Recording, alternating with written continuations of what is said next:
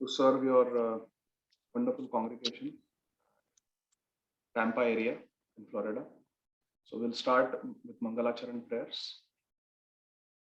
Om Ajnanatimirandhasya Jnananjanashalakaya Chakshurunmilitam Yena Tasmai Shri Gurave Namaha.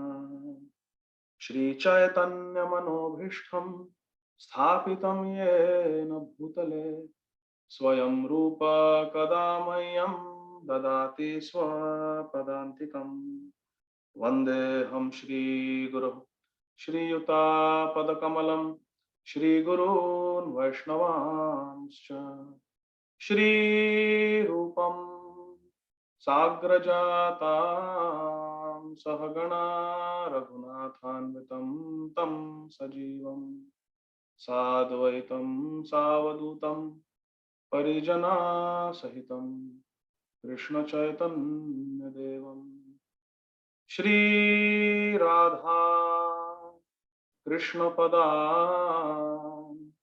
Sahagana Lalita Shri Vishakhanvitamscha Nama Om Vishnupadaya Krishna Prasthaya Bhutale Shrimate Bhakti Vedanta Swamin Namine Namaste Saraswate Deve Gauravani Pracharine Nirvishesha Shunyavadi Paschatya Deshatarine Vancha Kalpatarubhyascha Kripa Sindhubhya Evacha Patitanam Pavanebhyo Vaishnavebhyo Namo Namaha Namo Mahavadanyaya Krishna Prema Pradayate Krishnaya Krishna Chaitanya Namne Gaura Twise Namaha Panchatattvaatmakam Krishnam Bhaktarupa Swarupakam Bhaktavataram Bhaktakhyam Namami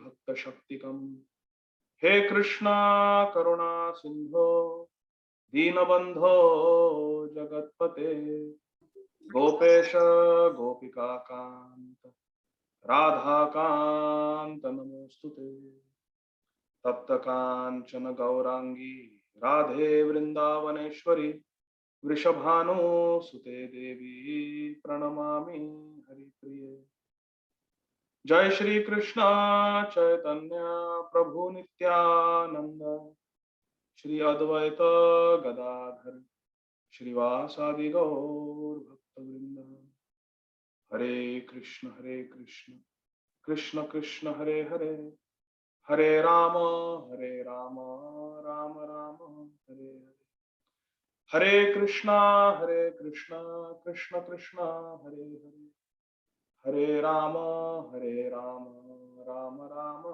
Hare Hare Hare Krishna Krishna Krishna Hare Hare Hare Rama Rama Rama Hare Hare Om Namo Bhagavate Vasudevaya Om Namo Bhagavate Vasudevaya Om Namo Bhagavate Vasudevaya Narayanam Namaskritya Naram Chaiva Narottamam Devim Saraswatim Vyasam Tato Jayam Mudiraye Nashtaprayeshu Abhadreshu Nityam Bhagavata Sevaya Bhagavati Uttama Shloke Bhaktir Bhavati Nashtiki Krishnaya Vasudevaya Devaki Nandanaya Cha Nanda Gopa Kumaraya Govindaya Namo Namah Namo Pankajanabhaya Namo Pankajamaline Namo Pankajanetraya Namaste Pankajangraye Aradhya Bhagavan Vrajesha Tanayas Tadhama Vrindavanam Ramya Kachidupasana Vrajavadhu Vargenaya कल्पिता श्रीमद्भागवतं प्रमाणममलं प्रेम पुमर्तो महान् श्री चैतन्य महाप्रभोर्मतमिदं तत्रादर न पर। हरे Krishna. Folks, thank you very much, dear devotees, for your kind association. Nayan Abhiram Prabhu is a very dear friend of mine, a very wonderful devotee. I have known him for several years, and it is my very good fortune that he has engaged me in your service today. He told me that you are a very nice group of very sincere devotees. So I thank you all very much. We will be discussing one verse from Grantharaj Srimad Bhagavatam today, dear friends. And we are discussing this verse because very recently, just a couple of days ago, we celebrated Shri Narasimha Chaturdashi, the divine appearance day of Shri Narasimha Dev Bhagwan. And Lord Narasimha Dev is the supreme personality of Godhead. He is Swayam Bhagwan, in direct incarnation of Lord Krishna. And he appeared in Satyayug many thousands of years ago to give protection to his dear devotee Shri Prahlad Maharaj. Hiranyakashipu had, it is described, he had become like a fever of meningitis. Hare Krishna. So meningitis is a very interesting metaphor used in connection with Hiranyakashipu, because there are certain diseases which have got 100% mortality if not treated. For example, if we have a common cold, even without any treatment, most people recover. But there are certain diseases which, if untreated, will be 100% fatal without any exceptions. For example, rabies. If unfortunately a person contracts rabies after being bitten by a rabid dog or after being exposed to the bats, if untreated, rabies is 100% fatal. No one can survive. No human being can survive. Similarly, meningitis. If meningitis is untreated, you don't treat them with the appropriate antibiotics in a timely fashion, it is 100% fatal. So Hiranyakashipu had become like a fever of meningitis. For the Devatas, for this entire material creation, this entire Brahmanda, except for Lord Brahma and Lord Shiva, who are the greatest of the Devatas, the demigods, everyone else was affected by Hiranyakashipu's terrorism. Hiranyakashipu had an agenda to completely reverse the system that was created by Lord Vishnu. The system that has been created by Lord Vishnu or Lord Krishna is that urdhvam gachanti sattvasva, madhye tishtanti rajasa, jaganya gunavrittisya adho gachanti tamasa. In Bhagavad Gita, Lord Krishna makes it very clear that if we are in the mode of goodness, we are in the sattva guna, and we do pious activities, we will go upwards. We will go to the higher planetary systems. We will be benefited. Urdhvam gachanti sattvas. Those in the mode of goodness will go to the higher planets. Madhye tishtanti rajasa. If we are in the mode of passion, we want to enjoy in this world, we want to earn money, wealth, and we perform the appropriate karma, activities to that end, then we will stay in this material world. Sometimes enjoying happiness, sometimes suffering distress. And if we are in the mode of ignorance, we are cruel, we are lazy, we are not thoughtful, then we will glide down to the lower hellish planets. Adho gachanti tamasa. This is the system that is natural, that is logical, that is fair, that has been created by Lord Krishna himself, who is the creator, the original creator of the creator of this world. This world is created by Lord Brahmaji. But Brahmaji appears from the navel of Lord Vishnu. And Lord Vishnu comes from Lord Krishna. Ishvara Parama Krishna Sat Chit Ananda Vigraha Anadir Adir Govinda Sarva Karana Karana. The Karan or the source or the cause of Lord Vishnu also is Lord Govinda, Lord Krishna, Nandanandan Krishna. So this system is created by the Supreme Lord. But the demon Hiranyakashipu wanted to reverse this system, where those who are sinful, those who are cruel, those who are in the mode of ignorance, tamasic people, they will go to the higher planets. They will go to the heavenly planets and enjoy. Those who are pious, those who are truthful, those who are clean, those who are kind and considerate, they will be punished and they will glide down to the hellish planets. Hare Krishna. Think about this. Hiranyakashipu wanted to reverse the whole system created by Lord Krishna. That was the mission of his life. And therefore, because the demigods or the devatas, they always want to assist Lord Krishna in protecting dharma, because the demigods are generally in the mode of goodness. Hiranyakashipu had become like the fatal fever of meningitis. Meningitis is infection and inflammation of the meninges, which protect the brain, which surround the brain. So the brain is affected in meningitis, and there is certain death if it is not treated. But Lord Narasimhadev, the Supreme Personality of Godhead, Bhagavan, he came, he appeared to cure this fever of meningitis called Hiranyakashipu.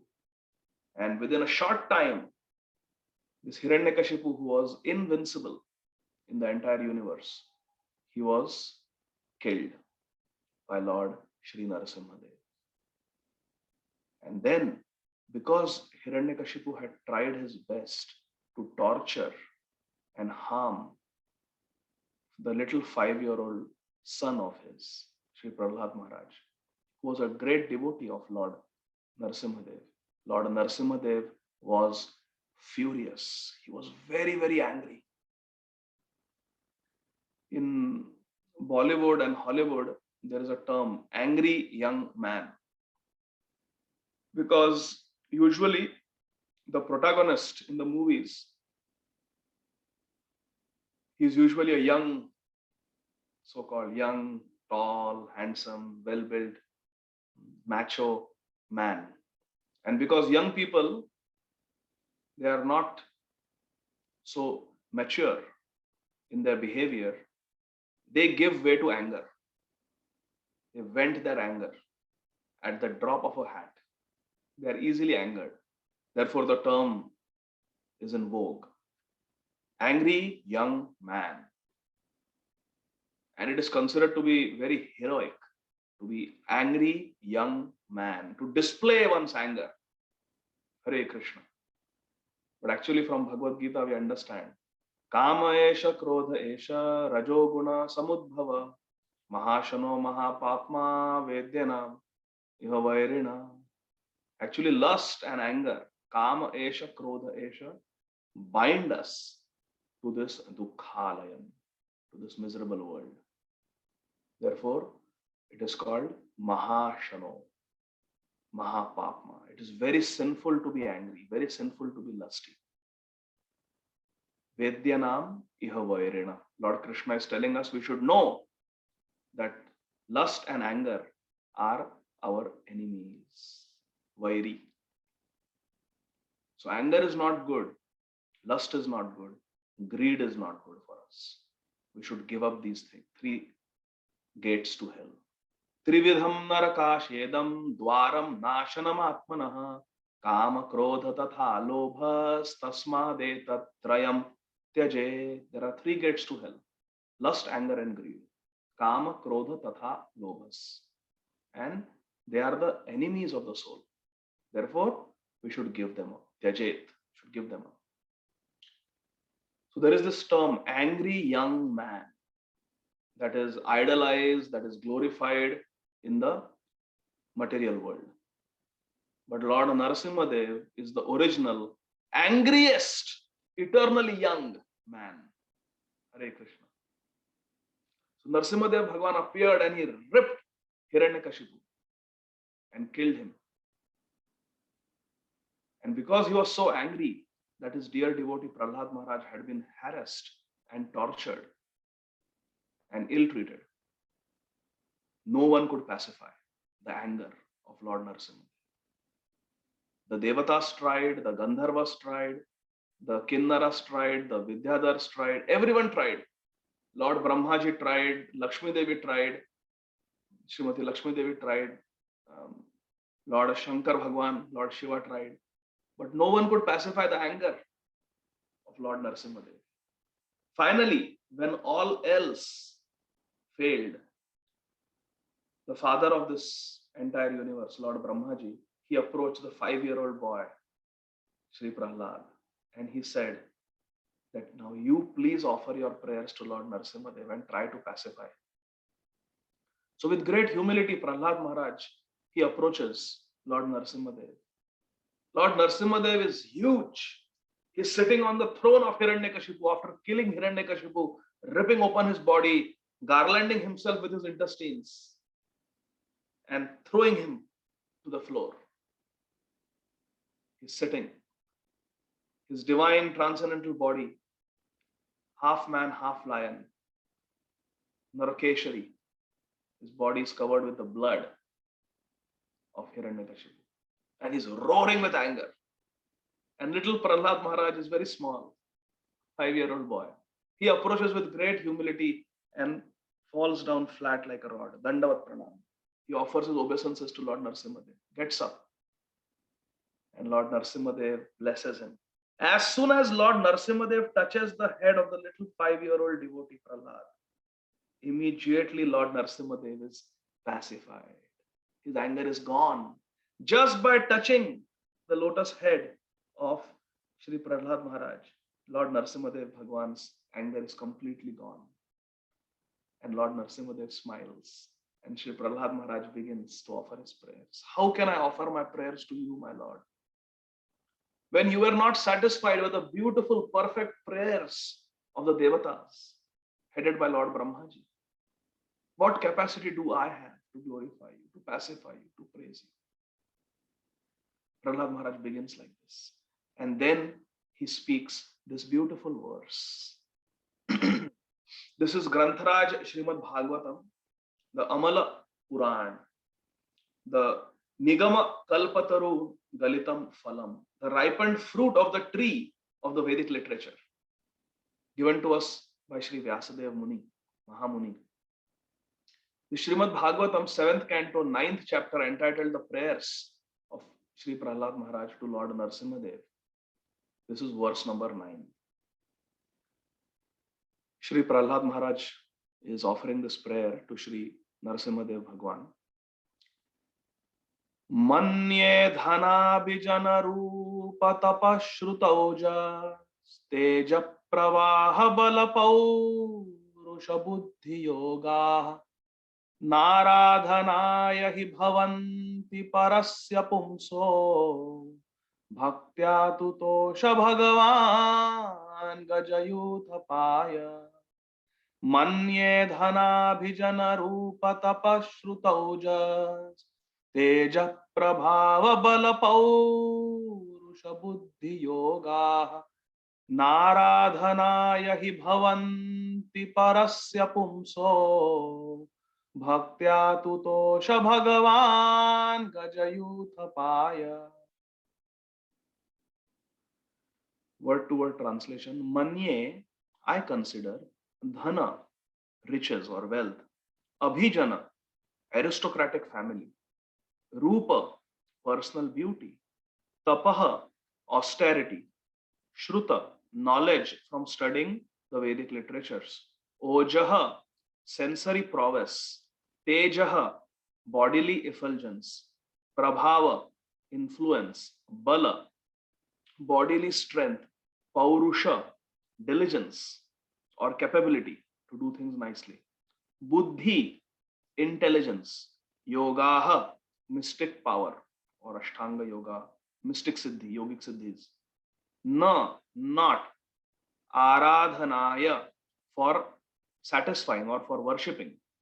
He, indeed, bhavanti, are parasya, of the transcendent, pumsaha, supreme personality of Godhead, bhaktya, simply by devotional service, tutosha, was satisfied, santosh, to give satisfaction, bhagavan, the supreme personality of Godhead, gaja yuthapaya, unto the king of elephants, Gajendra. Translation and purport by our beloved founder Acharya. Om Vishnupada Paramhamsa Parivrajakacarya Ashtottar Shata Shri Srimad Abhay Charanarvinda Bhaktivedanta Swami Maharaj Srila Prabhupada. Translation. Prahlad Maharaj continued his prayers. One may possess wealth, an aristocratic family, beauty, austerity, education, sensory expertise, luster, influence, physical strength, diligence, intelligence, and mystic yogic power. But I think that even by all these qualifications, one cannot satisfy the Supreme Personality of Godhead, Bhagavan. However, one can satisfy the Lord simply by devotional service. Simply by devotional service. Bhaktya tutosha. Simply by devotional service, we can satisfy Krishna. And what is the proof? Gajendra, the king of elephants, did this. And thus the Lord was satisfied with him. Purport. No kind of material qualification is the means for satisfying the Supreme Personality of Godhead. As stated in Bhagavad Gita, only by devotional service can the Lord be known. Bhaktya mam abhijanati. Unless the Lord is pleased by the service of a devotee, the Lord does not reveal himself. Naham prakasha sarvasya yogamaya samavritah. This is the verdict of all Shastras. Neither by speculation nor by material qualifications can one understand or approach the Supreme Personality of Godhead. Gurave Gaurachandraya Radhikaya Tadalaye Krishnaya Krishna Bhaktaya Tadbhaktaya Namo Namaha. Hare Krishna. So, dear devotees, this verse, this prayer of Sri Prahlad Maharaj is very, very important for all of us sadhakas. We are all sadhakas. Sadhak means one who is performing sadhana bhakti. So why this verse is important? Because this verse tells us how Bhagavan tutosha, how we can satisfy. Tutosha means to satisfy, to please. How we can please Bhagavan. Who is Bhagavan? Ishvara Parama Krishna. Lord Krishna is Bhagavan, the Supreme Personality of God. Lord Krishna is the object of our worship. Lord Krishna is the object of our service. We want to serve Krishna. We want to please Krishna. We want to love Krishna. And the process for doing this is called Bhakti Yoga, the process of devotional service. One who practices this process of devotional service or bhakti is called a bhakta. One who has practiced this process very nicely and internalized it is called bhakta. But a person who wants to become a nice bhakta is called a sadhaka. So as sadhakas, we need to understand how to please the object of our worship, Krishna. And this verse teaches us how one may be able to please Krishna. So Prahlad Maharaj is saying that there are 12 different qualifications materially. There is material life and there is spiritual life. When we do things for our own satisfaction, for our own sense gratification, indriya tripti, it is material life. It is material endeavors. When we do those activities for the exclusive pleasure of Sri Guru and Sri Krishna, it is called bhakti. With our senses, we try to please Krishna. What is that verse from Narad Pancharatra? Sarvopadhi vinirmukta tatparattvena nirmalam rishikena rishikesha sevanam bhaktiruchyate. What is called bhakti? Bhaktiruchyate. What is called bhakti? Rishikena rishikesha sevanam.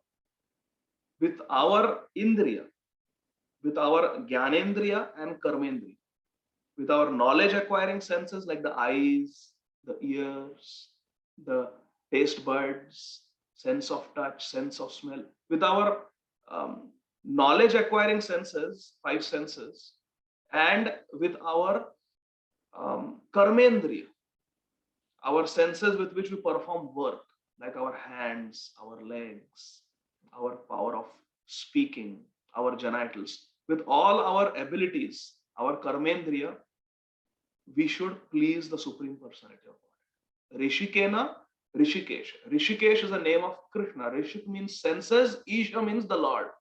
Rishikesha, the Lord of the senses. With our senses, we should serve the Lord of the senses. Isn't that logical? If there is a very rich person, his riches are meant to serve him or her because they belong to him. So our senses belong to Krishna. Krishna is the owner, is the proprietor of everything. Everything. What is that verse from Bhagavad Gita? Where Krishna says, Aham hi sarva yajnanam bhokta cha prabhur evacha natu mam abhijananti tatvenatas chavanti. Aham hi sarva yajnanam bhokta cha prabhur evacha. I am the enjoyer. Bhokta cha prabhur evacha. And I am the master of Aham hi sarva yajnanam, of all the yajnas. Whether it is Sankirtan yajna, whether it is Agnihotra yajna, Rajasuya yajna, Ashwamedha yajna, whatever yajna is there, or the yajna of offering food, the yajna of working, whatever yajna is there, the enjoyer, the owner, the Lord is Krishna. Aham hi sarva yajnanam. There is no exception. Aham hi sarva yajnanam bhokta cha prabhurevacha. Natumam abhijananti tatvenatash chavantite. If we do not know this, understand this in truth, in tattva, chavantite, we will fall down. Bhoktaram yajna tapasam sarvaloka maheshwaram suridam sarvabhutanam gyatvan mam shantim rachati. Also, Krishna explains the peace formula, shanti, real peace, real satisfaction, real happiness. What is the formula? That we have to understand that Krishna, bhoktaram yajna tapasam, of all our tapasya, whether we are doing upvas, we are fasting, whatever tapasya we are doing, whatever yajna we are doing, nam sankirtan yajna, or any yajna we are doing, any home, havan we are doing, bhoktaram yajna tapasam. He is the bhokta, he is the enjoyer. Krishna is the enjoyer. Bhoktaram yajna tapasam and sarva loka maheshwaram. He is the owner of everything. Sarva loka maheshwaram. He owns all the lokas, even Shiva loka, even Ganpati loka, even Durga Dham. All the lokas, earth, Patal lok, Swarga lok, Brahma lok, Indra lok, everything is owned by Krishna. Sarva lok, even Golok, even Vaikuntha lok. Bhoktaram yajna tapasam sarva loka maheshwara. He is the Maha Ishwar of all the planets, of all the worlds, all the universes. Bhoktaram yajna tapasam sarva loka maheshwaram suridam sarvabhutanam. And he is the well-wishing best friend of everyone. Krishna is our best friend. Krishna is our mother. Krishna is our father. Tvameva mata cha pita tvameva, tvameva bandhusma sakha tvameva, tvameva vidya dravinam tvameva, tvameva sarvam mama deva deva. Krishna is Deva Dev. He is the Lord of the Devatas, Lord of the demigods. He is our mother, he is our father, he is our best friend, he is Vidya. पिताहम अस्य जगता माता धाता पितामह वेद्यम पवित्रम ओंकार ऋक्साम यजुरेव च. पिताहम asya jagata. He is the father, he is mata dhata pitama, he is the mother, he is the grandfather, he is the protector of everything. Vedyam pavitram omkara, he is Om. Rig sama yajur eva cha, and he is the Vedas. So Krishna is the owner of our senses, and to serve Krishna with our senses, Rishikena Rishikesha, is called bhakti, according to Prahlad Maharaj's Guru Maharaj, Shri Narada Muni. So we have to please Krishna. But Srila Prahlad Maharaj, who is a disciple of Sripad Narad Muni, he is saying that materially there are 12 qualifications. And these 12 qualifications cannot satisfy Krishna. And what are these 12 qualifications? Thank you, Nayana Vira Prabhu, for sharing this verse. Now let us look at this verse and meditate. There are 12 possessions or material qualifications that all of us can acquire in this material world. So Krishna is spiritual. Krishna is spiritual. Sat Chit Ananda Vigraha. So Krishna is eternal, full of knowledge, full of bliss. And what is materialism? It is full of ignorance. So Krishna is Sat Chit Ananda. He is pure, he is spiritual, Pavitra. But these 12 qualifications, which are the aspiration for practically all living entities in the material world, cannot satisfy Krishna, because these are, after all, 12 material qualifications. But Krishna is in a completely different realm. Krishna is spiritual. So how can you satisfy Krishna with something that is material when Krishna is fully spiritual? So these 12 qualifications, which are enumerated by Sri Prahlad Maharaj in this prayer, are as follows, my dear friends. The first is dhan.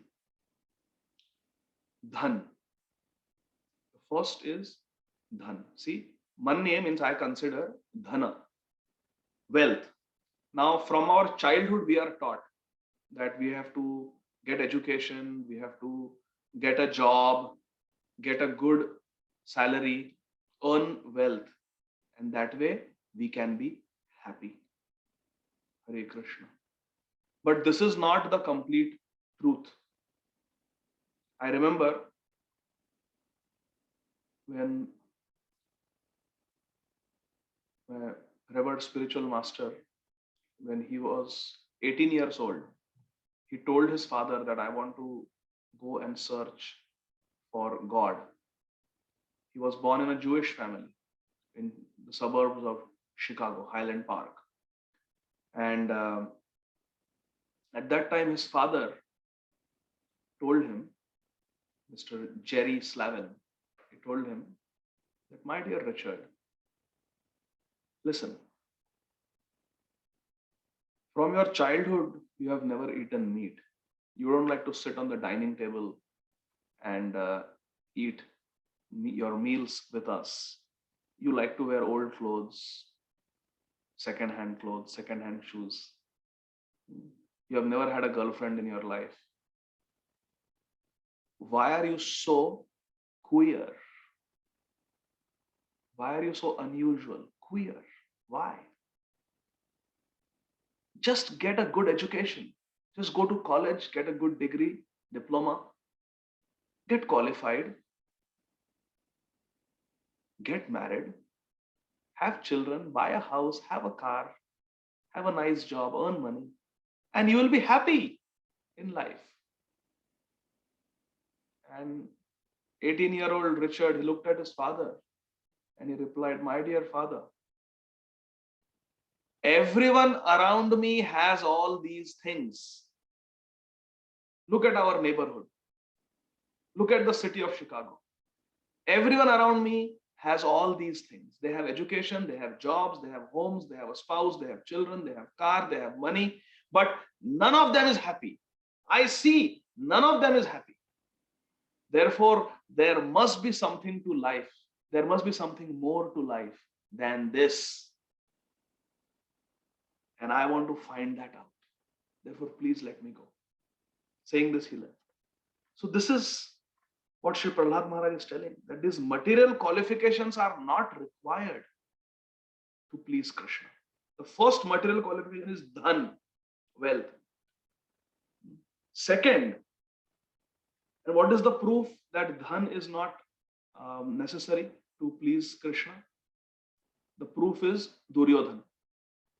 Duryodhan had so much wealth at his disposal. He engaged the royal cooks to cook for Krishna. He got the best grains, best vegetables, best quality milk, ghee, and he prepared more than 56 items. Each item cooked by the royal cook who was expert in making that item. He welcomed Krishna in Hastinapur with beautiful, fragrant, fresh flower garlands, with sandalwood pulp, with musicians singing the glories of Krishna, because he wanted to lure Krishna away from the Pandavas. And what did Krishna do? He rejected the royal hospitality of Duryodhana. He rejected the Chappan Bhog, the royal food offered by Duryodhana. And instead, Krishna went to the house of a Shudra. He went to the house of Vidur and his wife Vidurani. And Vidur was not even at home. Krishna's visit took Vidurani, who was also a great devotee of Krishna, totally by surprise. She didn't know what to do. Krishna has come here. Krishna has come to my house. I don't have anything. I'm poor. There is no food in the house. We are very simple people. Krishna, Dwarkadish Krishna has come here. He was supposed to go to the palace and live with Dhritarashtra Maharaj and Duryodhan, and he has come here. How do I serve him? My husband is also not there. I have not cooked anything. All she had in the house was some bananas. And in her excitement, she took the banana and let me peel it and offer it nicely to Krishna. And she peeled, and instead of giving the fruit banana to Krishna, in her excitement, she was throwing the banana away and giving the peel to Krishna. And Krishna was looking at the bhakti of Vidurani, the eagerness of Vidurani. And he was thinking what devotion she has, how much love she has for me. And Krishna was not seeing whether she's offering me banana or banana peel. And Krishna was just looking into the eyes of Vidurani, seeing the love, the simple bhakti that she has. And he was eating. He was eating the banana peels. Giving up the Chappan Bhog offered by Duryodhana. He is eating banana peels given by Vidurani. This is proof that Krishna is not attracted by wealth. He is attracted by bhakti. Bhaktya tutosha. Only bhakti can satisfy Krishna. The first material qualification is dhan, wealth. The second is abhijana. Abhijana means to have very high class family, high class relatives. Srila Prabhupada translates it as aristocratic family. Because sometimes if we are born in a very rich and famous family, we can get very proud of our high family lineage. What do they say? The high society. The high society. People can become very proud of their high birth, their very famous, the big and the famous family. But Krishna says that also cannot satisfy me. And what is the proof of this? One example, common example we can consider is Ravan. Ravan was the grandson of Pulatsya Muni, who is the son of Lord Brahma. Very great personality, very high class Brahman. And not only that, Ravan became the king of the Rakshasas, the king of the demons. And he was a king of Lanka. He had his very powerful son at his beck and call, Indrajit. He had the most powerful brother, Kumbhakarna. He had the most beautiful wives headed by Mandodari Devi. So he had abhijana. He had royal opulence, royal family, and many subservient, loving family members around him in the royal family. So Ravan had all this, but he could not attract. He could not attract Lord Ramachandra. He did not please Lord Ramachandra. In fact, he was a source of great pain to Lord Ramachandra, to Srimati Sita Devi, and to all the devotees. A great source of pain to everyone. He could not please. The third qualification is material qualification is Rupa. Abhijana means royal family, high class family, and then is Rupa. Even beauty can intoxicate us. Beauty can intoxicate us. Miss World, Mr. World, Miss Universe, Mr. Universe. And then there are Miss and Mr. local village, local towns and cities, Mr. Bombay, Miss Bombay. But we cannot identify ourselves with these material qualifications because we are not the body. And what is the proof that beauty cannot attract Krishna? Ravan's sister, Shurpanakha, she took the form of the most beautiful lady and she appeared in front of Lord Ramachandra. And she presented herself to Lord Ram and said, I want to enjoy with you. Let us go on those beautiful forest mountain peaks and let us enjoy together. Let us sport together. It's a beautiful forest with nice fragrant flowers, fruit trees, pleasant breeze blowing. You come with me. We will enjoy in these beautiful forests. I rule over these forests. Please come with me. She invited Lord Sri Ramachandra. And what did Lord Ramachandra say? Oh Shurpanakha, I am Ek Patni Vrata. I am already married to Srimati Sita Devi. I cannot think of any other woman. So he rejected Shurpanakha, even though she had physical beauty. Physical beauty cannot attract Krishna, my dear friends. What beauty did Vasudeva have? In Sri Chaitanya Charitamrita, we read the story when Sri Chaitanya Mahaprabhu, who is Supreme Personality of Godhead, he is incarnation of Krishna. Shri Krishna Chaitanya Radha Krishna Nahiyan. When Sri Chaitanya Mahaprabhu started the South Indian tour, he met a Brahman called Vasudeva, who was severely afflicted by leprosy. His entire body was covered with ulcers. And those ulcers were infected, oozing pus and blood. And there were maggots, there were worms living in those wounds.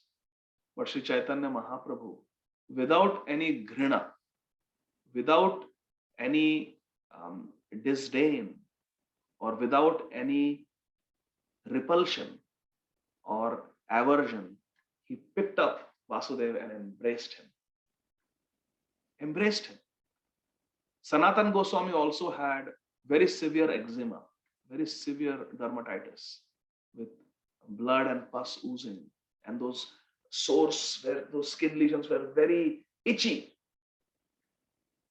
But Mahaprabhu, he embraced Sanatan Goswami, and when all the pus and blood came on Mahaprabhu's Shri Anga, on Mahaprabhu's transcendental body, Mahaprabhu said that this pus and blood from your ulcers, my dear Sanatan, is like Chatushama. It is like 4 ingredients mixed together. What are the 4 ingredients? Chatushama, sandalwood, which is very pure and fragrant. Camphor, which is also very pure and fragrant. Aguru, with which we make incense sticks, it is very fragrant and pure. And musk, kasturi. Musk is so fragrant. There is the musk fragrance industry. Musk comes from the musk deer from the Himalayas. It's a very exotic fragrance. So Mahaprabhu said that your pus and blood that is smeared on my body, every day Mahaprabhu would embrace it. And he said, your pus and blood is like Chatusham. It is like a combination of sandalwood, camphor, aguru, and musk. It is very fragrant and very pure. I like it. I like it. So this proves that Krishna is not attracted by physical beauty. And we should not associate ourselves with our physical appearance or physical beauty. Krishna is pleased by our internal beauty. And what is internal beauty?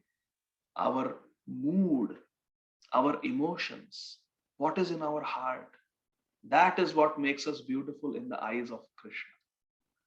When Sanatan Goswami,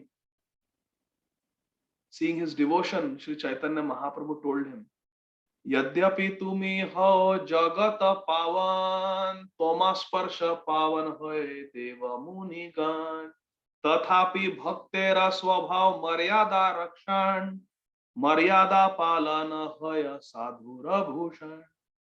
What is that bhushan? What is that ornament that makes us beautiful in the eyes of Krishna? तथापि भक्तेरा स्वभाव मर्यादा रक्षण मर्यादा पालन है साधु Bhushan. When a sadhu stays within the maryada of dharma, stays within the maryada of Vaishnava etiquettes, that maryada palan, those observance of those Vaishnava etiquettes, makes us beautiful in the eyes of Krishna. Our ornaments are our good behavior. What is that verse from the Subhashit? Hastasya bhushanam danam. Hastasya bhushanam danam. Hastasya bhushanam danam. Does anyone know that? Shastra kanthasya bhushanam. Shrotasya bhushanam. Satyam. Sheelam sarvasya bhushanam. There are four things that are described. Four bhushan, four ornamentations or four beautifications are described. Hastasya bhushanam danam. What is the ornament of the hands? It is not beautiful bangles or bracelets or gold diamond ring. What is the decoration for the hand? Hastasya bhushanam danam. Charity. A charitable hand, a hand that gives, is beautiful, is ornamented. Hastasya bhushanam danam. Satyam kanthasya bhushanam. The bhushan, the ornamentation, the beautification of the kantha, throat, neck, is not ornament or necklace. It is to speak the truth. Satyam param dhimahi. And Krishna is Satyam param dhimahi. Krishna is the supreme absolute truth. Mataha parataram na anya. Oh, thank you, Kirtita Sundari Mataji.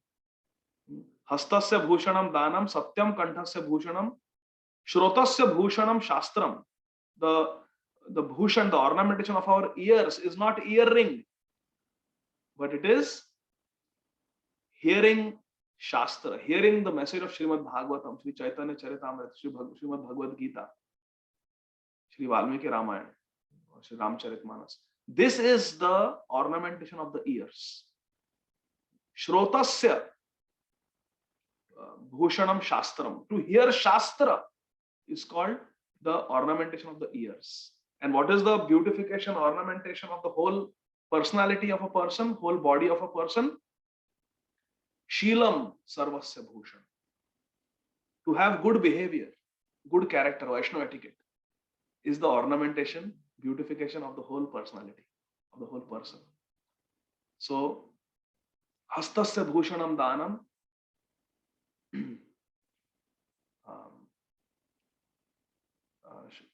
satyam kanthasya bhushanam, shrotasya bhushanam shastram, sheelam sarvasya bhushan. Sheelam sarvasya bhushan. So it is observance of Vaishnava etiquette, Vaishnava maryada, that makes us beautiful in the eyes of Krishna.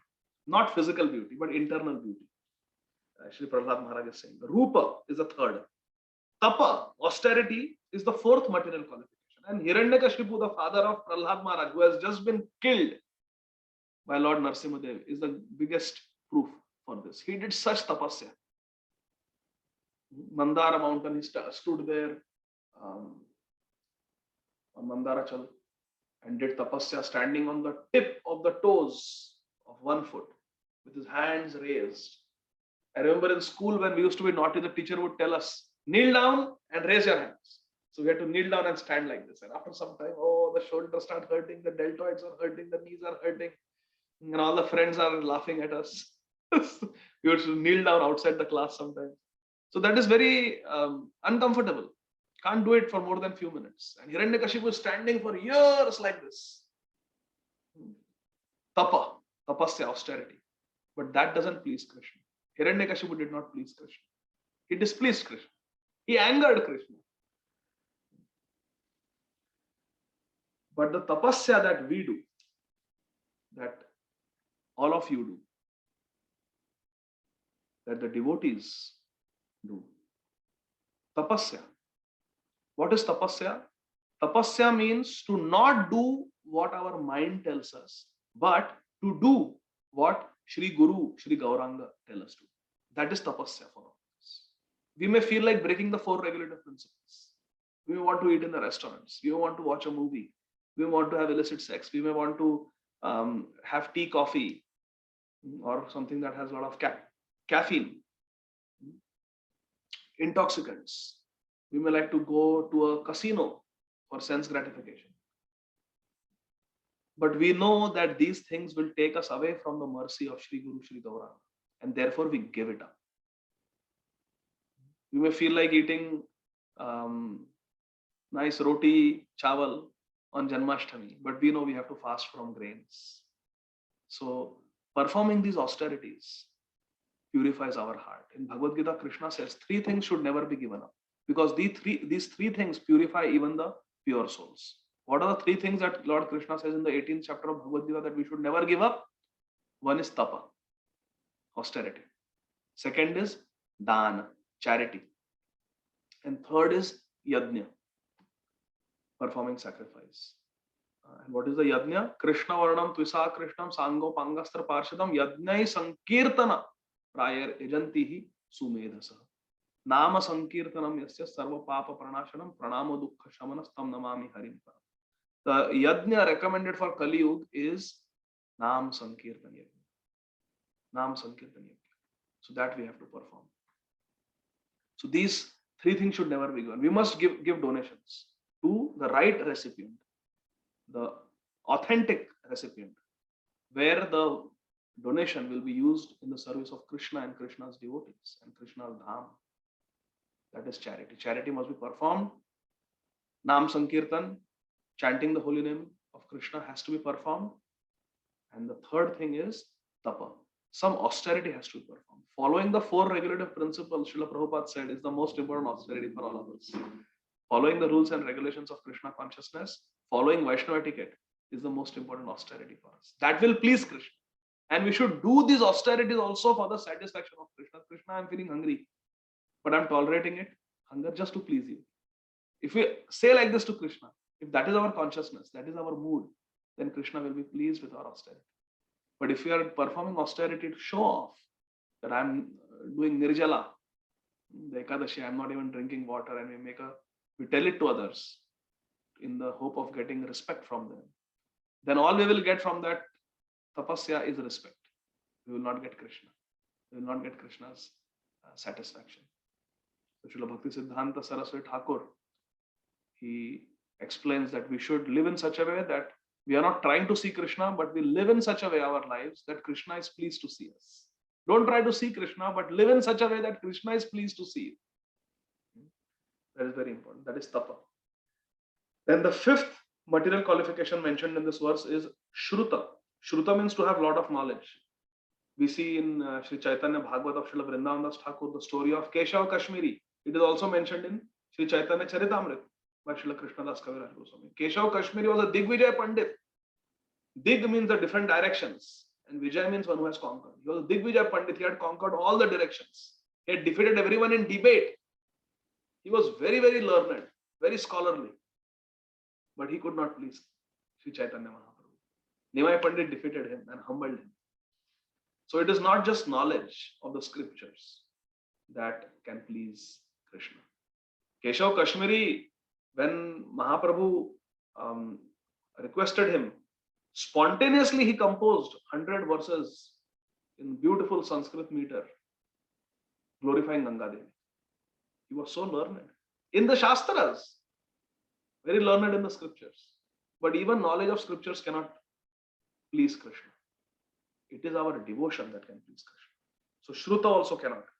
I remember Once I was listening to one lecture by Srila Prabhupada's disciple, I'm forgetting his name. It was many, many years ago. And he was saying that once he read a report that somewhere in New England, somewhere in the Boston area, Northeast America, there is one scholar. I think he was in Harvard University, and he had done PhD in the Shad Sandarbhas of Srila Jiva Goswami.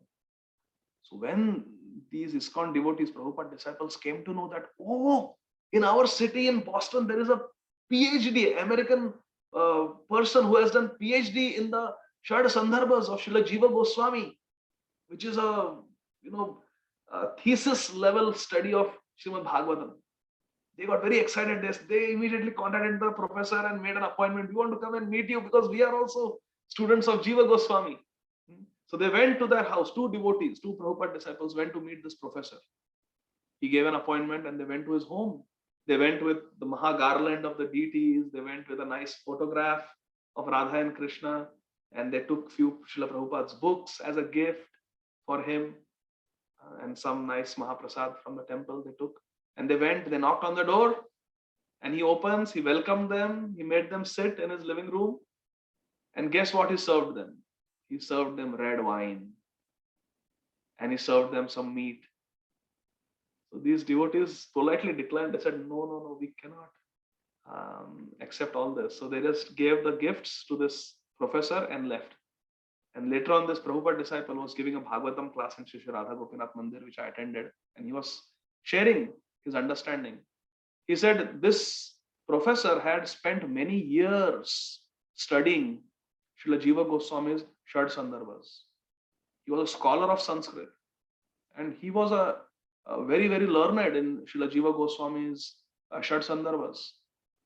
He had spent many years studying the Shad Sandarbhas. But he had not spent even one moment trying to practice what Jiva Goswami is writing. This is the difference, my dear friends. We may not be learned, we may not be PhDs, we may not have Shruta, but we should follow. We should follow. We should practice. We should practice. What Sri Guru has told us, what Srila Prabhupada has given us, we should follow. Then we are Rupanugas. Then we are followers of Sri Jiva Goswami. So that is more important than having just Shruta knowledge. Ojas. Ojas is the sixth material qualification. Ojas means influence, our effulgence. Sometimes some people are very charismatic. They have got this effulgence and they have got this aura about them. Very influential. Ojas. This also cannot impress Krishna, because Krishna is the source of all ojas. Krishna is the source of all effulgence. Even the Brahmajyoti comes from Krishna. So Krishna is not impressed. I remember meeting one person. He held a very big record for being one of the most educated persons in the history. And he had so many degrees and diplomas that it was a record. But all these degrees and diplomas cannot really impress Krishna, cannot really please Krishna. Because Krishna sees how much sadachar we have, how much good behavior we have. That is more important to Krishna. And that is what attracts Krishna. Because we can have all these PhDs and master's degrees and bachelor's degrees, but if our behavior is not good, our character is not good, then it is all useless. Srila Prabhupada said, all these material qualifications, without good character, even knowledge of religion without good character is practically useless. Good character is most important. Therefore, Srila Prabhupada said, you can know my disciples because they will be perfect gentlemen and ladies, well behaved. So Ojas. Ojas is just a product of our previous karma. If we have some pious karma, we may be born with a very effulgent complexion, and we may have a way with people, the way we speak, we can really motivate people, inspire people. all these motivational speakers, they have ojas. That is ojas. But that cannot touch Krishna's heart. Tejas. Tejas. So ojas actually, I'm sorry, I got confused. Ojas actually means sensory expertise. To have expertise with, what does ojas say here? Sensory prowess is ojas. And the example is Daksha Prajapati. Daksha means one who is very expert. So Daksha was very expert in producing children. Daksha was very expert in procreating. He had sensory prowess, ojas, but that cannot impress Krishna. He offended Lord Shiva, and therefore it displeased Krishna and did not get Krishna's mercy. The next one, Tejas, is what I was saying, the effulgence, the influence on people. How does Srila Prabhupada translate? Teja, bodily effulgence. Sorry, I beg forgiveness, I made a mistake. So Tejas means effulgence. And what is the example? Satrajit. When Satrajit had the possession of the Shamantak jewel, he had so much effulgence. When he would walk, it would appear like sun god has come. He had effulgence like the sun planet, Satrajit. But because he was greedy and he was attached to that Shamantak jewel, he displeased Krishna. Hare Krishna. So Satrajit, example, that Tejas also cannot impress Krishna. But his daughter, Satyabhama, had pure, simple love and attachment to Krishna. So Krishna accepted her. He returned the Shamantak jewel. Even the Shamantak jewel was offered to Krishna. Krishna rejected. He gave it back to Satrajit. But he accepted his daughter because daughter had devotion. But he rejected the gift of Satrajit. So it is not Tejas that can impress Krishna or attract Krishna. The next is Prabhav. Prabhav means our influence, how we can influence people. Sometimes people write books, how to influence others. So that is called Prabhav, how influential we are. Some people are very famous, very influential.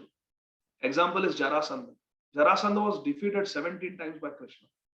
And every time he was defeated and sent back by Krishna, he had such prabhav, he had such influence that he would again collect huge army consisting of hundreds of thousands of soldiers. And again he would attack Mathura. This is called prabhav, influence, to influence others, to convince others. Even Duryodhana had such convincing ability, influence. He convinced Shalva, the king of Madras, to fight on his behalf, even though he was the brother of Madri, who was the mother of Nakul and Sahadev. So this is called prabhav, influence. But this ability to influence and be a politician, it doesn't please Krishna. Prabhav. Next is bala, physical strength. Example is Dvivida gorilla. There are many examples. Duryodhana is an example. Hiranyakashipu is an example. But one nice example is Dvivida gorilla. Dvivida was very proud of his strength. In fact, in Valmiki Ramayana, it is mentioned that Mahinda and Dvivida, they were two friends of Hanumanji. And they were senapatis in the army of Sugriv. And they fought on behalf of Lord Ramachandra against Ravan. And Dvivida, he killed many Rakshasas and never got injured. He was very powerful. So he had bala, lot of strength. But when he saw that Lakshman is getting injured by Indrajit, by Ravan, and he's falling unconscious, and Hanumanji has to go and get Sanjeevani herbs from the Himalayas to save the life of Lakshman, Dvivida did dosha drishti against Lakshman. He made fun of Lakshman, and he considered Lakshman to be insignificant. I am better than Lakshman because I am fighting, I am killing the Rakshasas, I am not getting injured. But this Lakshman is getting injured, so I am better than Lakshman. So he found faults with Lakshman, and therefore Dvivida fell down. He gave up his friendship with Hanumanji, as a pure devotee. And then in the next Yuga, in Dwapar Yuga, this happened in Treta Yuga, Ram Leela. Then in Dwapar Yuga, this Dvivida, he was such a horrible demon. He attacked Lord Balram, who is Lakshman. That enmity of the previous life, that influence was still there. And he attacked Dvivida gorilla. And he was so powerful that he would go in the ocean and with his powerful arms, he would agitate the ocean and that would create tsunami waves. Srila Shukdev Goswami writes in the 10th canto of Srimad Bhagavatam. Dvivida gorilla, very powerful. He had the power to create tsunami in the ocean. and the neighboring coastal villages would be completely inundated with water. Such power he had, Bala. But Balramji killed him. He displeased Balramji. He displeased Krishna. He is considered a demon, Dvivida, because he was proud of his Bala. So strength or Bala cannot please Krishna. Then Paurusha. Srila Prabhupada translates Paurusha as a diligence, ability to do things very efficiently, very effectively. Paurusha. Example is Kalayavana. Kalayavana was a friend of Jarasandha and Shishupal, and he attacked Krishna. And he was very expert. He had a barbarian army of very uncivilized people, very powerful army. And he was so strong, undefeated in battle, very, very strong warrior. But he could not catch Krishna. Krishna simply walked away from Kalayavana and went to the cave where Maharaj Muchukunda was sleeping, who was a devotee. Krishna went to the devotee Muchukunda and turned his back to Kalayavana. And Kalayavana was running, trying to catch Krishna. Oh, I will catch you, I will kill you. And Krishna was just walking. Kalayavana, who had so much Paurusha, so much ability, he was running, but he couldn't catch Krishna. Krishna was only walking. He could not even touch Krishna. But Mother Yashoda, Srimati Yashoda Devi, she has such pure love for Krishna. She is the fountainhead of Vatsalya Prem. Krishna was running away from her. For Kalayavana, Krishna was just walking away. And Kalayavana was running full speed. As a trained Kshatriya, he was running, but he could not catch Krishna, couldn't touch Krishna. And Krishna was running away full speed from Yashoda Maiya. But Yashoda Maiya, who was not a trained runner, she captured Krishna, Damodar Leela. She caught Krishna. Why? Because she has love. So this Paurusham also cannot impress Krishna. The next is 11, material qualification is Buddhi mentioned here. Example is there in Chaitanya Bhagavat, Sri Chaitanya Bhagavat. Devananda Pandit. He was very, very intelligent. He had memorized the entire Srimad Bhagavatam, 18,000 Sanskrit verses. And he was considered the most learned authority on Srimad Bhagavatam, which we are studying. Imagine, Devananda Pandit knew these prayers of Prahlad Maharaj. He knew Gopi Geet. He knew Bhramar Geet. He knew Venu Geet. He knew Pranay Geet. He knew everything. He knew Uddhav Geet. He had it kanthastha. He had memorized it and he was teaching from it. This entire Srimad Bhagavatam, Devananda Pandit. Such Vidya, such Buddhi, such knowledge and intelligence. He had the Buddhi. Buddhi means good memory. He could memorize the entire Bhagavatam, but he did not have bhakti in his heart. And therefore, Nimai Pandit was very, very displeased with Devananda Pandit. And Devananda Pandit, because he did not have bhakti, he could not respect bhakta. And he neglected and humiliated Srivas Thakur, who is Narad Muni, the guru of Prahlad Maharaj. Hare Krishna. See, everything is connected. So Devananda Pandit displeased Mahaprabhu. But that Brahman in South India, near Sri Rangam, who could not even read simple Bhagavad Gita, 700 verses he could not read properly. And here Devananda Pandit knows 18,000 verses of Srimad Bhagavatam. Mahaprabhu was not pleased with Devananda Pandit, but Mahaprabhu picked up and embraced that simple person in South India reading Bhagavad Gita with his broken Sanskrit. Could not even read properly, making so many mistakes. But Mahaprabhu embraced him. Tadvag visargo janatagha viplavo yasmin pratishloka bhaddavat api namananantasya yashonkitaniya shrunvanti gayanti grinanti sadhava. Srila Prabhupada writes this verse in the introduction of all his volumes of Srimad Bhagavatam. Even though there may be mistakes, pratishloka abhaddavat, there will be mistakes, but still, because it is presented with pure love and devotion, shrunvanti gayanti grinanti sadhava. The sadhava, the saintly people will hear, sing and accept the message. So Vidya or Buddhi does not impress Krishna, does not touch Krishna's heart. But simple devotion touches. Why? Because that Brahman had devotion. He was crying, my Krishna is so great. He is the Lord of all the worlds and he is riding the chariot. He has become Partha Sarthi. He loves Partha so much. He loves Arjun so much. And the last qualification mentioned here is yoga. Practice of yoga. So example is Vrikasur or Bhasmasur In Srimad Bhagavatam 10th canto, that story comes that he was so expert. He would sit in a proper posture, create a fire, practice posture, meditation, asana, yam, niyam, and he was so detached, he could even cut pieces of his own flesh and offer as an oblation in the sacrificial fire. Bhasmasura. But he did not impress Krishna. He could not please Krishna. In fact, he tried to attack Lord Shiva, to kill Lord Shiva, so he could marry Parvati Devi, Srimati Parvati Devi. Therefore, Krishna came in the form of a Brahman and tricked him and killed him. Bhasmasura or Rikasura. So it's not just practice of Ashtanga Yoga that can please Krishna. But if you are doing it under the guidance of a great devotee like Sripad Narada Muni, then we can get Krishna. An example is Dhruv Maharaj.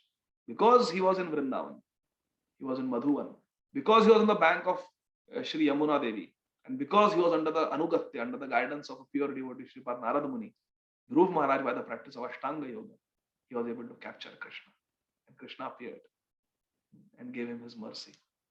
So it is bhakti that can please Krishna. Bhaktya tushati kevalam nachaguna bhakti priyamana. So we are not dependent on these 12 material qualities. Dhana, wealth, abhijana, aristocratic family, rupa, physical beauty, tapa, austerity, shruta, knowledge of Vedic scriptures, ojas, our sensory expertise, tejas, our effulgence, prabhav, our influence, bala, our strength, paurusha, our diligence or expertise in getting things done, buddhi, our memory and intelligence, and 12th is yoga, practice of yogic postures, yogasana, this and that. That cannot please Krishna. Bhaktya tushati kevalam nachaguna bhakti priyamara. It is bhakti only that can please Krishna. And bhakti is a question of love. Bhakti is a question of heart, which all of us have. So all of us are fully qualified to practice bhakti.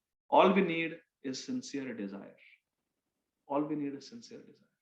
This is the message, my dear friends, of Shri Prahlad Maharaj in this verse and of Srila Prabhupada in the purport. So with this, my dear friends, I will conclude. Jagat Guru Srila Prabhupada ki jai. Granthara Srimad Bhagavatam ki jai. Nitai Gaur Premanand.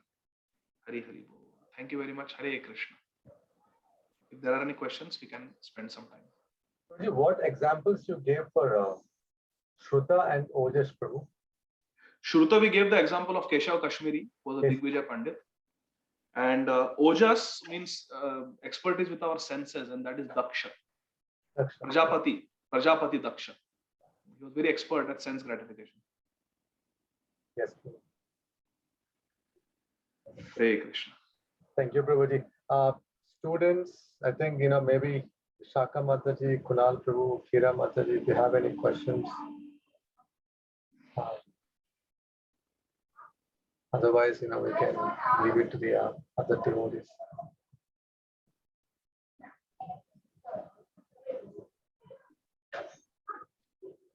So, Prabhu, maybe I'll ask one question on behalf of students, which I get very frequently.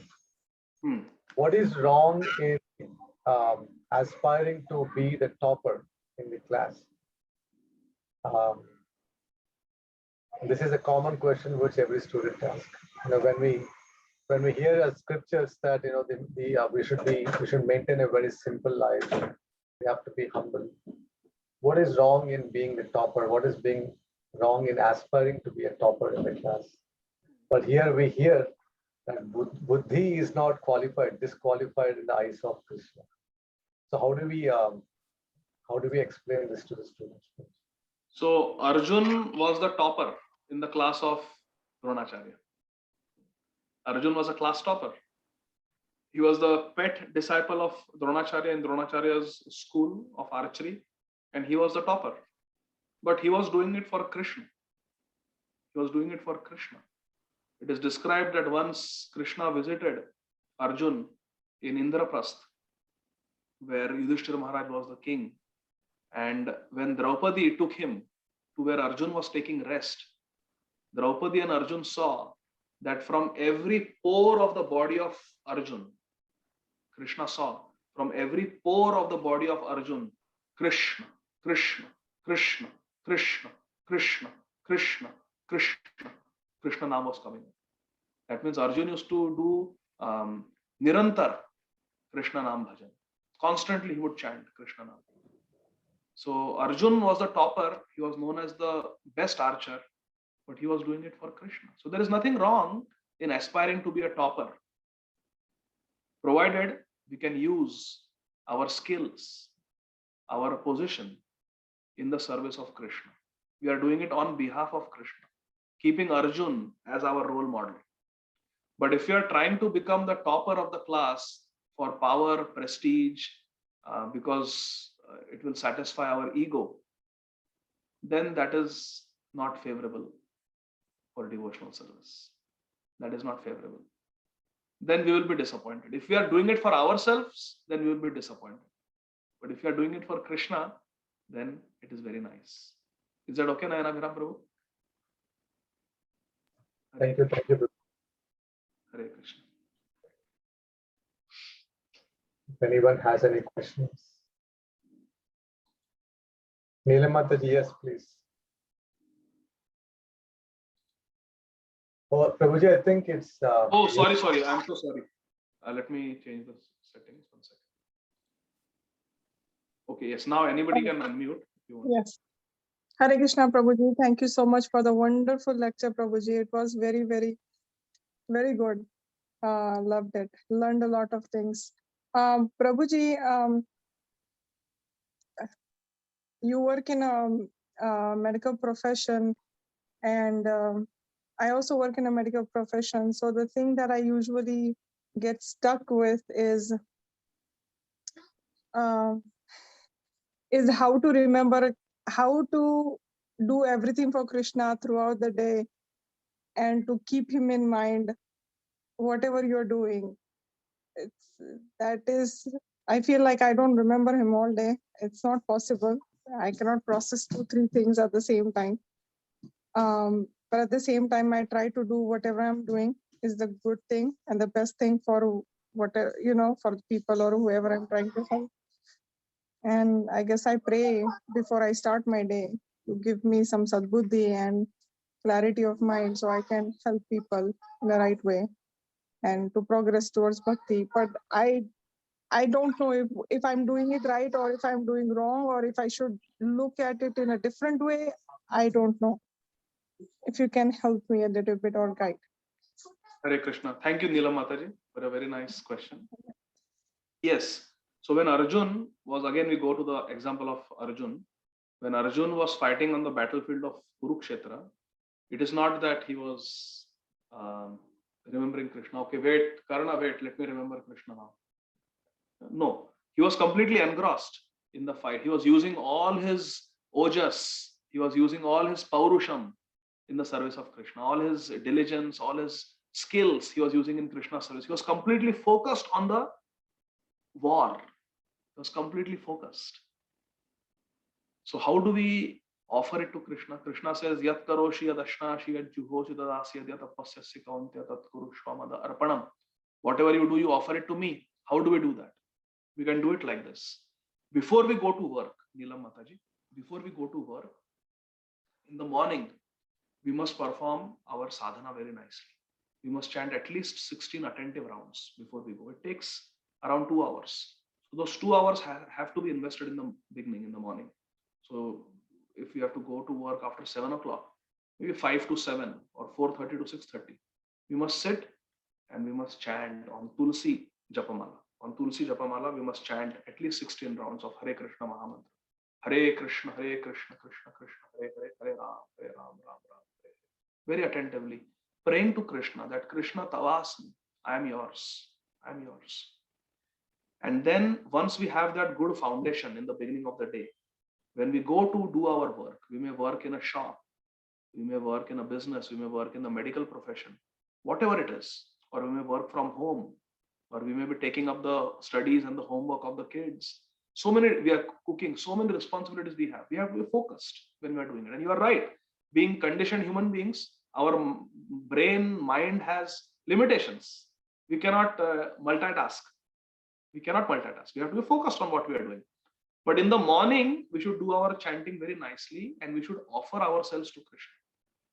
that Krishna Manasa Deha Geha Jo Kichu More Arapilu Tua Pade Nanda Kishore.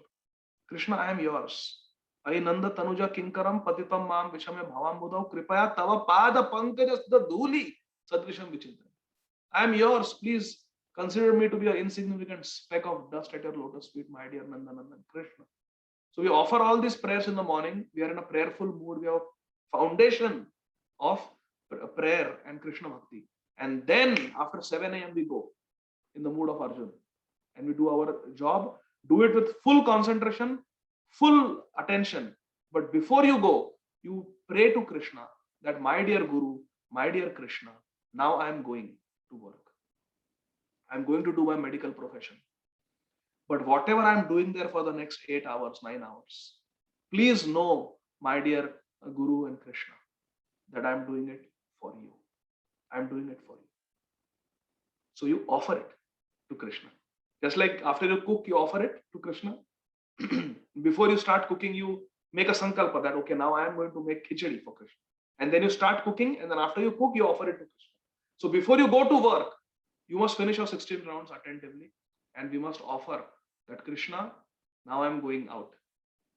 Now I'm going out to do my work, but please know that I'm going there on your behalf, and I'm going there as your servant, and I'm doing this service for you. You are present in the hearts of all those patients, of all those people that I'm trying to serve, directly or indirectly. You are in their heart. Ishvara Sarva Bhutana Mrigadesh Arjuna Tishtati. You are there, and they are all your parts and parcels. Mama Amsha Jiva Loka Jiva Bhuta Sanatana. So I'm serving you indirectly. Please know I am your servant, Dasosmi, and I am doing it for you. You make the sankalpa before you go every day. It should be your post japa prayer. It can be our post japa prayer. We go, we do our work for 8-9 hours, and after we are done, as we are leaving, we again offer it to Krishna. Just like before you cook khichdi, you make a sankalpa, I'm cooking for my deities, I'm cooking for Krishna. You cook it, and later on you offer it to Krishna. So after we finish our shift, after we finish our work, we again offer it. Krishna, whatever I was doing for the last 8 to 9 hours, it's all for you. It's all for you. Whatever work I do every day, it is all for you. And then we should not just speak, we should live in that spirit. When we get our salary, we should use that money to maintain a Krishna conscious family, to serve our deities, to serve the sadhus and the Vaishnavas, and to do something for Krishna with that wealth. So that means practically whatever we have done is for Krishna. So that means our job becomes our bhajan. Job becomes our bhajan. So this is called Yukta Vairagya. This is called Yukta Vairagya. That Srila Prabhupada teaches us, Srila Rupa Goswami teaches us, that we understand the sambandha, Krishna sambandhe. We understand the sambandha of everything with Krishna, the relationship of everything to Krishna, and we have that vision. That is Yukta Vairagya. So is that helpful, Mataji? So, Hare Krishna. Yeah, Prabhuji. Thank you very much, Prabhuji. Hare Krishna. So, That Kasturi was Manjari also, Mataji.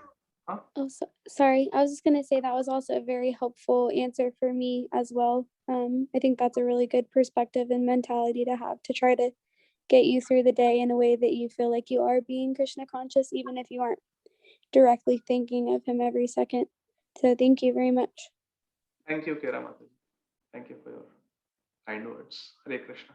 So we have two last questions, Kasturi Manjari Mataji and then Sham Priya Mataji. Hare Krishna. Hare Krishna, Prabhuji, Dhanvat Pranam, Jai Shri Prabhupada. Thank you so much, Prabhu, for the beautiful class and the answer also very, very helpful for me too. Prabhuji, my question is about, this Prahlad Maharaj is mentioning all these material qualifications, and then he's saying that these will not win the heart of Krishna. It's just devotional service. So I'm just thinking that to some extent, I mean, for myself, many of these material qualification Krishna has given, and I feel like it is these material qualifications create an impediment in coming to the real bhakti part, which Krishna is looking for, which so and I know that my heart is not pure. No matter what I try, it feels that all these things are impediments. So what should I do in this transitioning phase from like right now being a neophyte devotee and trying to practice devotional service, what do we do when there is a feeling that all these things seems to be an impediment in coming to that level of pure devotional service? Thank you, Kasturi Manjari Mataji, for a very nice question. So these 12 material qualifications, beauty, wealth, aristocratic family, etc., etc., these are not required to please Krishna. These are not required to please Krishna, but that doesn't mean that these should become impediments. Kunti Maharani prays Janma Aishwara Shruta Shribi Redamanadha Puman. That is Janma Aishwara Shruta Shribi, all these things, high birth, beauty, wealth, they can be impediments because Krishna is Tvama Kinchana Gochara. Krishna is accessible to those who are akinchan, who think that they have nothing. Amito Kangala Krishna Krishna Boli Dhai Tava Pache Pache. Those who think that they are Kangal, Krishna belongs to them. Those who think that they are completely impoverished, they have nothing. Kinchan means something, akinchan means nothing. Those who think they are akinchan, Krishna belongs to them. So, although that is true, and we saw so many examples how these 12 material qualities cannot please Krishna, but there are also examples of how these 12 material qualities can be used in the service of Krishna. Like Neelam Mataji was asking, so that is called Yukta Vairagya. And what is the example? It is Prahlad Maharaj himself. After Narsimhadev killed Hiranyakashipu, he told Prahlad that you become the king. And Prahlad Maharaj became the king, and Prahlad Maharaj had all these 12 opulences. All these 12 opulences. Hiranyakashipu also had all these 12 opulences. Hiranyakashipu had Dhan, Abhijan, Roop, Tapa, Shruta, Ojas, Tejas, Prabhav, Bala, Paurush, Buddhi, Yoga. Everything, all 12 qualities, Srila Vishwanath Chakravarti Thakur mentions, Hiranyakashipu had. And later on, all these 12 material qualities, his son Prahlad Maharaj had. But Prahlad Maharaj used them in the service of Krishna. So they were not material impediments. They were not spiritual impediments. Those material qualities were not spiritual impediments. Ravan had all these 12 material gunas, but could not please Lord Ramachandra. But later on, his younger brother Vibhishan became the king. He became Lankesh. After Ravan was killed by Lord Ramachandra made Vibhishan Lankesh, the king of Lanka. And Vibhishan has all these 12 qualities, but he's using all these 12 qualities in the service of Lord Ramachandra. You see? So there was once a yogi who came to America in the 1970s, and he was propagating that wealth is a impediment on the spiritual path. And he actually created flyers, posters of himself, asking people to come for his lectures. And the poster was like this. It has the photo of this yogi. There was a bundle of dollars in front of him, a heap of dollars placed in front of him, and he's doing like this. I don't want this. The money is kept before him like that. That was the photograph, and they made flyers and they were distributing these flyers. Come for his lecture. So Prabhupada said, take a photo of me, keep dollar bills in front of me, and take my photo like this, that I'm grabbing that money. Prabhupada said, take a photo of me, grabbing that money, and underneath my photo you write, he will use it for Krishna's service. So Prabhupada said, distribute my flyers. So money is not bad. Actually, it is Krishna's energy. Why we cannot see Krishna's connection there? It is Lakshmi. Money is an energy of Lakshmi Devi, wealth. So Lakshmi Devi is the eternal consort of Lord Vishnu. So therefore these material qualities are not impediments if we have Yukta Vairagya, if we can see the connection. There are three types of Vairagya. Vairagya means renunciation. Vairagya means to give up attachment, renunciation. There are three types of Vairagya. There is Markata Vairagya. Markata means monkey. The Vairagya of the monkey. What is Markata Vairagya? Monkey, they live in the forest. Hare Krishna. Because living in the forest is considered to be very austere. Monkeys live in the forest. Monkeys don't build nest or house for them. So like a lion, tiger will live in a den. A bird will build a nest. A monkey doesn't build anything. So monkey is homeless. Monkey roams around in the forest. And monkeys don't eat meat. They are vegetarians. Wow. So monkeys are very nice sannyasis. But no, that is Markata Vairagya. That is monkey renunciation. Why? Because monkeys are very attached to she monkeys. and they break that regulative principle. Therefore, it is called Markat Vairagya. So Markat Vairagya means to make a show of artificial renunciation, but internally, privately being attached to sense gratification and secretly breaking the regulative principles, or on a subtle plane breaking the regulative principles. That is called Markata Vairagya. That is not good. Then second type of Vairagya is Falgu Vairagya. Falgu Vairagya, Srila Rupa Goswami explains, is just artificially rejecting everything, not seeing their connection with Krishna. Like this yogi who said that money is bad. Why money is bad? Why money is bad? Money is used, money is required to have a printing press to print Srimad Bhagavatam. Money is required to have a website like Vedabase where we are reading Srimad Bhagavatam from. So money is required, but money should be used in Krishna's service. That is, so Falgu Vairagya means to reject everything. Reject family, reject wealth, reject education. No, neti. Reject everything without seeing connection with Krishna. That is Falgu Vairagya. And the third, which is good Vairagya, good renunciation, proper renunciation, is Yukta Vairagya. Yukta Vairagya means to use everything in Krishna's service. Whatever is favorable, we use it in Krishna's service. Whatever is unfavorable, we reject it. Now, meat eating, alcohol, there is no place. We reject that. But Zoom can be very useful to attend satsangs.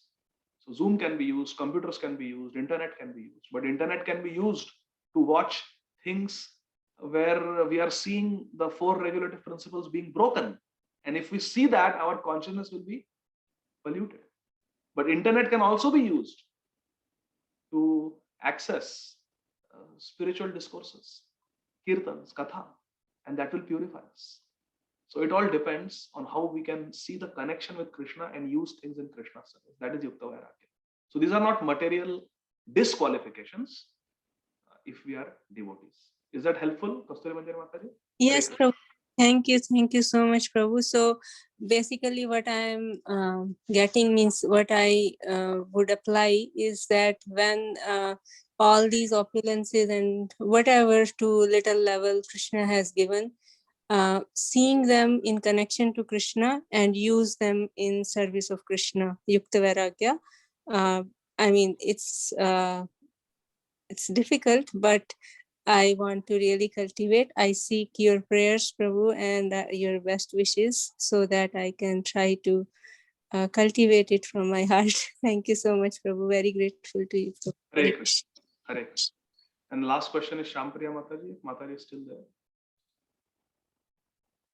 I think she had raised her hand. I think Mataji left. Yeah, no problem. Does anyone else have any question or comment before we end?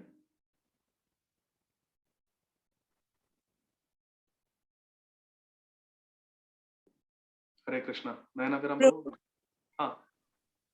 Prabhu, I just want to say, ask you one more thing, just Yes. small. Prabhuji, like the answer you gave to the previous, I think Neelam Mataji's question, that in the morning after our japa, we offer prayers before we go to work. And then when we come back, then we also do the offering, whatever I did for last 8-9 hours, I am offering it to you, Krishna. So Prabhu, and while we are doing the job, which is like not connected to Krishna consciousness so much, during that time also, what should be the cultivation, Prabhu? When we are doing the job, Yes, Prabhuji. we should focus on the job. Mm-hmm. We should give it our undivided attention. We should do it with absorption nicely, the best of our ability, sincerely. And in the job, if there is a break, there's a lunch break, or there is a gap, then we can quickly chant. Hare Krishna, Krishna. Ram Ram Ram Hare. Anywhere we can chant. There is no rules and regulations. Nam Namakari Bahuda Nija Sarva Shaktis Tattararpita Niyamita Smarane Na Kala. No rules and regulations. So in between patients, in between client meetings, in lunch break, when we are walking from the parking lot to the office, in the elevator, we should just, within our mouth, we can do Upam Shujapa, just with our tongue and little bit with our lips. holy name should keep going on. Kirtaniya Sada Hari. We should remember Krishna. We should remember some verse from Srimad Bhagavatam or some Leela of Krishna. Krishna's holy name. Madhuram madhurebhyopi mangalebhyopi mangalam pavanam pavanebhyopi harer namaya kevalam. The sweetest holy name, the all purifying holy name, we should keep remembering whenever we have time. So that means we should not waste time. And we all get some little breaks in between the work also. So we should immediately chant Hare Krishna. Is that okay? Kasturi Manjari Mataji? Yes, Prabhuji. Thank you so much, Prabhu. Thank you so much. Hare Krishna. Hare Krishna.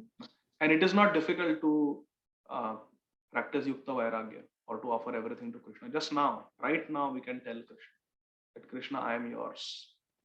My life is yours. My body is yours.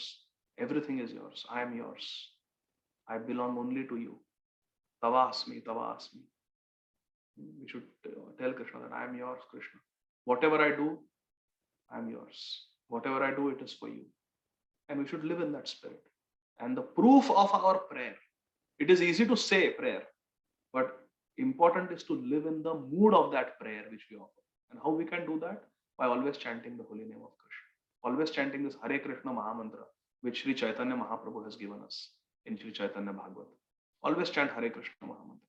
That is the proof that we mean our prayer.